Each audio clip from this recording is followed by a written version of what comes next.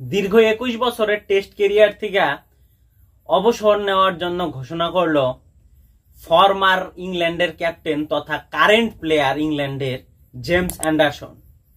দীর্ঘ 21 বছর থেকে সে টেস্ট ক্যারিয়ারে টেস্ট ম্যাচের সাথে যুক্ত আছে ইংরেজদের তরফ থেকে।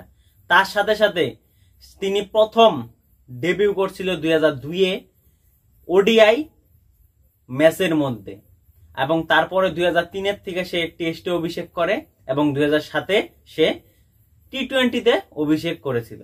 কিন্তু টি-20 2007 থেকে 2009-এ সে অবসর ঘোষণা করে টি-20 ক্রিকেট থেকে, এবং ওডিআই ক্রিকেটে 2015 সালে তিনি অবসর ঘোষণা করে।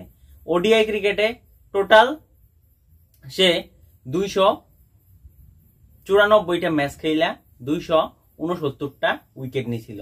তার সাথে সাথে টেস্ট ক্রিকেটে তিনি 187টা ম্যাচ খেলা 700 উইকেটের অধিকারী। ইংল্যান্ডের তরফ থেকে এটা একটা বড় অ্যাচিভমেন্ট তার তরফ থেকে, কিন্তু জেমস অ্যান্ডারসনের যে 187 ম্যাচ খেলা 700 উইকেট, সেই 700 উইকেটটা কিছুদিন আগে ভারতের সঙ্গে সে যে সিরিজটা হয়েছিল টেস্ট সিরিজ ভারতের মাটিতে, সেইখানে কিন্তু সে কমপ্লিট করছে। এবং তার প্রথম অভিষেক ম্যাচ ছিল টেস্টে জিম্বাবুয়ের বিরুদ্ধে, এবং শেষ ম্যাচ তিনি খেলবে হয়েছে সামার মানে গ্রীষ্মকালে যে ওয়েস্ট ইন্ডিজের সাথে যে তার টেস্ট ম্যাচটা আছে সেইখানেই তিনি অবসর ঘোষণা করবে, এবং সেটা সে আগেই তার সোশ্যাল মিডিয়া হ্যান্ডেলে কিন্তু পোস্ট করে দিছে। তো ইংরেজদের তরফ থেকে একটা বড় লেজেন্ডের কিন্তু একটা অবসরের ঘোষণা হলো, যে একা হাতে ইংল্যান্ডের বড় বড় ম্যাচ জিতাইছে, এবং এত 41 বছর বয়সী জেমস অ্যান্ডারসন যে এখনো টেস্ট ক্রিকেটকে ধরে রাখছে।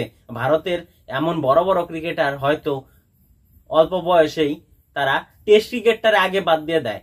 তোমরা অবশ্যই জানো কার কথা কইতেছি, কিন্তু সেই 41 বছর বয়স পর্যন্ত তার সাথে সাথে সে একজন বোলার ছিল, সে টেস্ট ক্রিকেটটারে ধরে রাখছে। তো এত সুন্দর একজন লেজেন্ড প্লেয়ার ইংল্যান্ডের ক্রিকেট থেকে শুরু কইরা ইনফ্যাক্ট সমস্ত ক্রিকেট জগতে কিন্তু সারা ফালাই দিতেছে, এবং তারে সবাই কিন্তু একজন আইডল হিসেবে মানতে পারে। তোমরা জেমস অ্যান্ডারসন রে আইডল হিসেবে মানো কিনা অবশ্যই কমেন্ট করে জানাও।